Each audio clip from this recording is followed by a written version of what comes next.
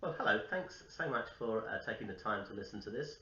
My name is Andrew Simpkins. I'm the leader of the team at Jubilee Church here in Coventry, and we've, over the years, have sent a number of people overseas to different places. And I thought it might be helpful just to share some of my experiences, particularly as a pastor who has sent people overseas. A number of different things that we've learned over the years. I think probably the first thing that you'll come across is that people will need to start talking to you about their ideas, and it's really helpful if you can be speaking with them in the early stages of their thinking as they're just starting to think and plan about going overseas and where they might want to go, to be really engaged with that process, and particularly using either the pastor or somebody who knows that they're going to be in the church for a considerable amount of time, so that they can walk with the people that are likely to go over the really ideally over the lifetime of their journey out there. Now, clearly that will depend on whether someone's going for just a few months or several years.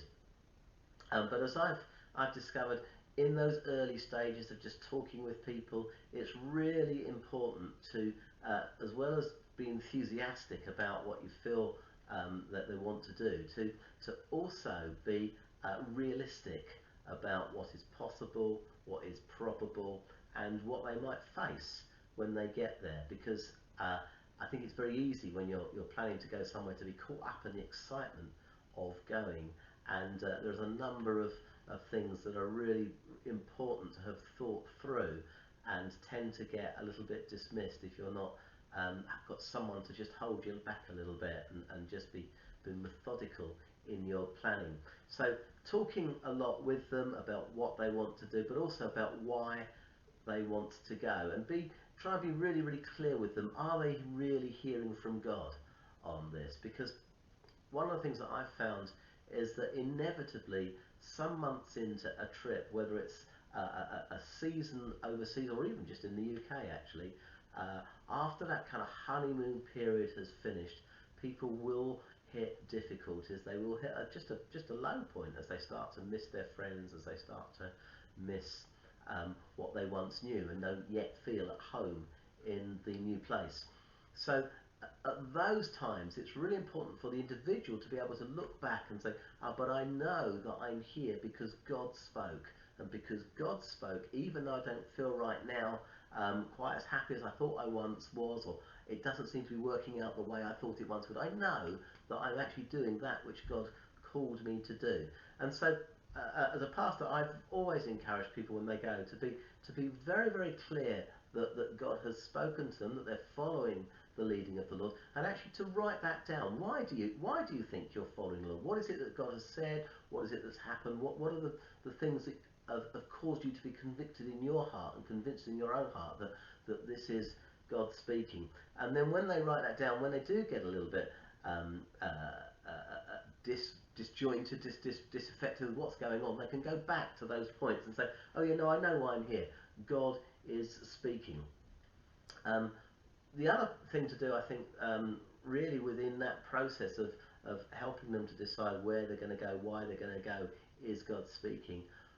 Obviously, what do they intend to do when they get there? But also, it's really important to think about how long they're going to go for. And if they are convinced that they want to go for a long time, I've always encouraged people to try and think, well, then you need to have a review after a year, after 2 years, to say, well, am I going to carry on? Am I going to carry on? Is this a point where I need to step back and kind of return home, or do we carry on for another 2 years? And keeping things in manageable chunks that people can see their way through. I've found for a number of people that we've sent has been really helpful, and in fact almost the opposite has been true when I haven't done that with somebody and we haven't really put in a clear review. That's actually been more difficult for them as the time has moved on, because the reason that they are there, the goals that they maybe had set themselves, become a bit less clear, and it's less easy to be defined about what you're trying to do. Uh, I think the other really important thing is, if you're going to be working cross-culturally, which you almost inevitably are if you're working overseas is it's really important to get some cross-cultural training and to really make sure that you've understood what is a cultural difference and what is a theological difference, what is a value difference. Because when you're trying to work into people's lives, as well as the really obvious things like you just say the wrong things or you act the wrong way, you also will find that you're challenged with the way people work out what they see scripturally, and just trying to understand, is that because they're simply working it through in a different cultural context, and that's absolutely fine, or is it because as they're working it through they're making an error theologically that you need to say no, that's not right. So making people and helping people to do some cross-cultural training before they go. Finances are clearly really very important. Often we will think about, well, how am I going to survive? What's my budget going to look like? But other things I think you need to put in there is the what if scenario. So they do need to have some form of spare emergency fund. What is going to happen if suddenly you need to return? What can you do about it? Where will you have the financial resources to be able to make a quick change because of things happening at home or things happening in the country where you're going in? Um, if you're going to provide financial support for the individuals going, then you need to write that down and you need to be very time specific about it. So it needs to be, we will support you to this amount for these issues, for these things until this level of time. And that just gives the clarity that everybody needs so they know what's going to happen as they go through their time overseas. And then secondly, within that, even if you're not providing financial support directly from churches and you're encouraging people to raise their own support or to work when they're out there, it's really important to think about how are they going to survive financially when they get back. The last thing you want somebody doing is kind of landing back at Heathrow with not a penny in their pocket, and they can't get the train back home, and they haven't got any way of getting food in their cupboards and all those sorts of things. So actually you do need to be thinking, even at the point when you're going, you need to be thinking, how am I going to be coming back? What finances do I need? And to keep those finances aside, ready for when you return, so that you at least have an element of what you might call a soft landing coming back in. A visit from pastoral support at least once a year is just really helpful for many people. I know it's not always possible, but it is really helpful. And in those visits, to keep asking some very critical questions. How are you getting on? What are you finding difficult? What are you finding easy? What are you doing to rest? What are you doing to energize yourself?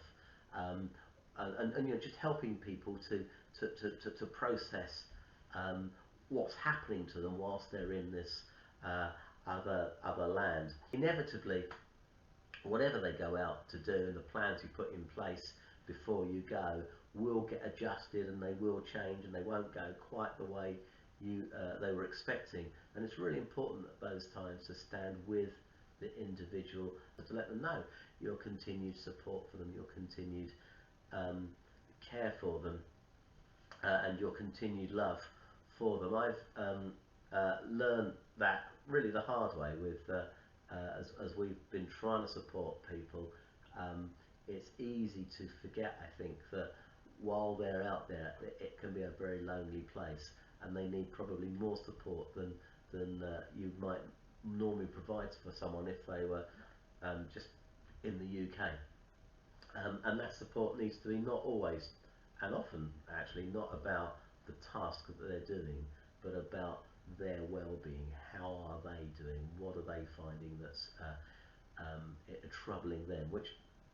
And it's good to be kind of focused on, well, this is what you were sent out here to do, these are the tasks that you're doing, but actually really helping them to feel personally invested in and personally loved, I think has been really important. And where we've missed that a little bit, that's when the individual has probably struggled most, and we've had to quickly increase the amount of contact that we've made with someone where we've perhaps let that slide a little bit. And another one that's really important, actually, if you've got both men and women going out, which is often the case, it's really helpful to provide some of that pastoral support um, from another woman. It's, I think, something that we've not been very good at, if I'm honest.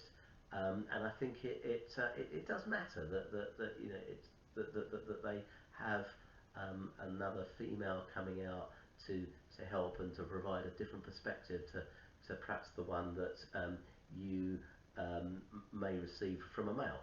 Um, I think one of the big mistakes that we made also was is to misunderstand the level of impact that changes have on those that are out overseas. So when they're out overseas, when things don't go according to plan, when changes need to take place, that can have a big impact on the individual. And I think I've probably missed that a couple of times with people, and you know what might for me feel a fairly low level of change has actually had a very big impact on the individual, because they're much more vulnerable when they're thousands of miles away from home. And so it's really important, even though they may say things like, well, you know, I didn't get the job I first went for, but I've got this other one. It's really important to help to make sure that even though they've seemingly dealt with that change, that they in themselves are settled with it, that they have been able to come to terms with it almost. When you return, or when they return, again, really, very important to help people through that process. Re-entry actually takes quite a lot of preparation time, ideally a good few months before they actually return, if they've been out there for several years. So that they're starting to think through what are they going to do, where are they going to place themselves, what are they going to need to help them to kind of transition out of being on mission abroad into being back into the real world. And some of the things that affect people are, have surprised me, but when you think about it logically, it's perhaps not that surprising. So we've had a couple of people returning on 2 or 3 different occasions who've been overseas for 4 or 5 years. And so one of the things they do, they come back to the church and they find that the church isn't the same as the one they left, because obviously people have moved on, some have moved away, new people have come in. And so what they were thinking it was like is actually a picture that's now 4 or 5 years out of date. And that's had a big impact on an individual, because they're no longer where they were, and what they thought they were going back to isn't quite um, uh, what it was when they first left. And so it's just really helpful to help people to prepare for that. As they get back with, I think everybody that's returned that I've been involved with, we've had at least 3, sometimes more, debriefing sessions, which are actually quite painful in many ways, because we've spent a whole morning each time just allowing them to talk and allowing them to kind of offload, and that means that you have to hear some of the things that you haven't done particularly well as a pastor, and the impact that's had on individuals, as well as, of course, them telling you all the great things you've done. And I think it's really, really important to take a good long time to go through that debrief process. But also, I think recognising that settling back in is a process that takes 2 or 3 years. And you know, 3 debrief sessions over the first 3 months is really crucial and helpful, but that's not your job done at that point. Actually, there needs to be a fairly consistent level of follow-up and helping people to settle back into their new world. And often they won't know quite what their new world will be, and so you've got to help them to process all of that change that's going through them, including, you know, the obvious questions like, what do they do now? Where is their involvement in the life of the church going to sit? And I wouldn't rush into that personally. I think people need a good level of time, if they've been involved in being out on mission for some time. They need a good level of time just to completely unwind, bring themselves back to their focus with Jesus before they start rushing into the next ministry or the next goal that they should be doing.